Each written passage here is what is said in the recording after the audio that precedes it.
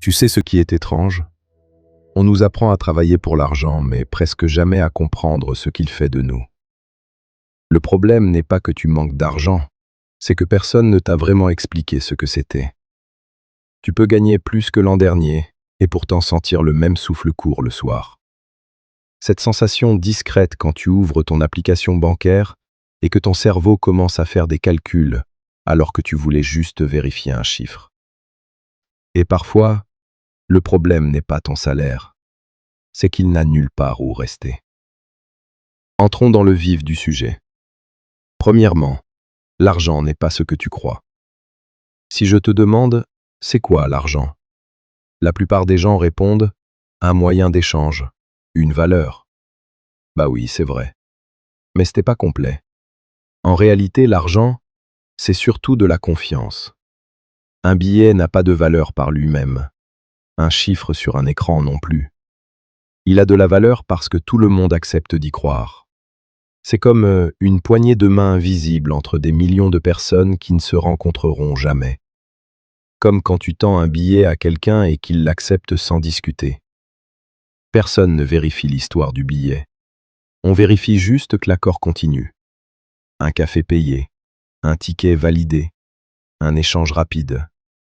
Toujours la même croyance silencieuse. Imagine, disons, demain matin.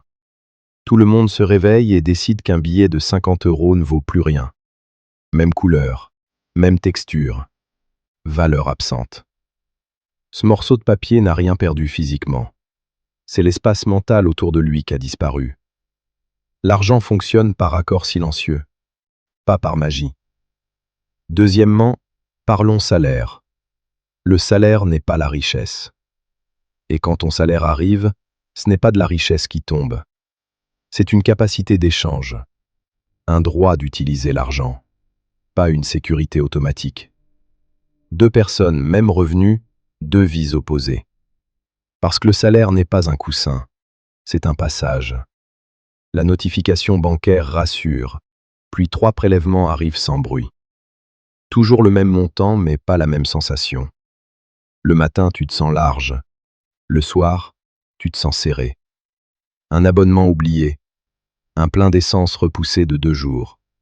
Une facture ouverte puis refermée. Rien de dramatique. Juste des petits morceaux d'espace qui disparaissent sans bruit. Au fond, ce n'est pas le chiffre qui fatigue le plus. C'est la répétition. Et ce salaire arrive où? Sur ton compte bancaire, ce qui me permet de faire la transition avec le troisièmement. Les banques.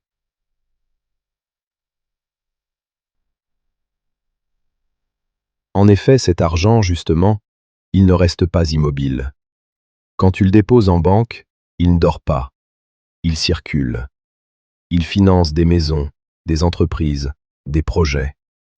Ton solde peut sembler immobile, mais en coulisses, tout se déplace.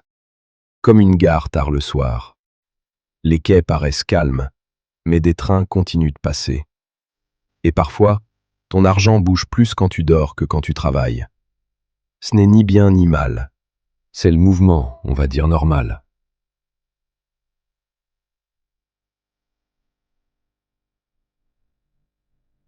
Le problème n'est pas la route, c'est avancer sans regarder les panneaux.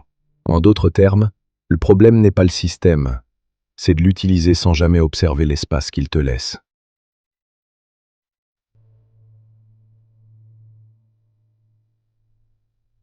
Sans transition, passons au quatrièmement. La dette. Et c'est là que le temps entre en jeu. La dette, c'est du temps déplacé. Tu consommes aujourd'hui et tu demandes à ton futur toi de payer. Un téléphone trop cher, un crédit voiture, un voyage impulsif. Tu prends maintenant sur l'espace de demain. La dette n'est pas mauvaise par nature. Elle devient lourde quand elle devient réflexe. Quand tu ne choisis plus, quand tu réagis. Un prélèvement apparaît et tu dois chercher dans ta mémoire pour savoir ce que tu avais acheté. Le chiffre arrive avant le souvenir. Un voyage que tu rembourses encore alors que tu ne te rappelles plus ni l'hôtel, ni la météo, ni même la date. Et c'est souvent là que l'espace disparaît sans bruit. Cinquièmement, la différence discrète. Et c'est pile ici que deux trajectoires commencent à se séparer. La différence n'est pas riche ou pauvre, intelligent ou pas. La différence est plus, disons, silencieuse. Certaines personnes utilisent la dette pour consommer. D'autres l'utilisent pour créer quelque chose qui élargit leur espace. Même outil, résultat opposé. Et vu de loin, tous ressemblent, jusqu'au jour où l'un respire mieux que l'autre. Ce n'est pas une question de chance, c'est une question d'ordre répété. Des choix minuscules, répétés longtemps. Sixièmement, appelons cette partie la lame centrale. Pourquoi? Tout se joue ailleurs. Le vrai pouvoir financier n'est pas de gagner plus. Le vrai pouvoir, c'est l'espace. Un petit espace entre ce que tu gagnes et ce que tu dépenses. Un espace, c'est ce moment où ton salaire tombe et que tout ne s'évapore pas en 2 jours. Le jour où il reste encore quelque chose une semaine après.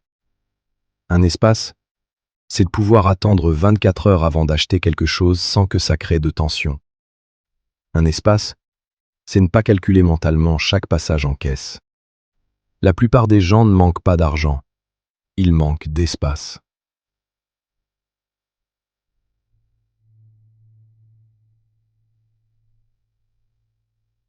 Ce qui nous permet de passer au septièmement, geste d'espace. Et parfois, cet espace ne vient pas d'un grand changement. Il vient de gestes minuscules. Attendre une journée avant un achat impulsif. Créer un virement automatique qui part sans que tu y penses. Laisser un petit compte que tu ne touches presque jamais. Pas pour devenir riche, juste pour que l'argent ait un endroit où rester. Ce qui nous amène au huitièmement, la sensation. Avec le temps, tu remarques quelque chose de discret.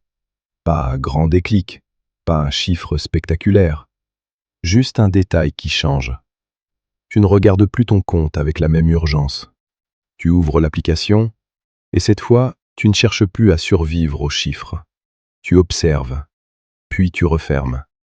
Comme on vérifie la météo, pas comme on vérifie un verdict. Tu passes en caisse sans faire ces additions invisibles qui tournaient toutes seules dans ta tête.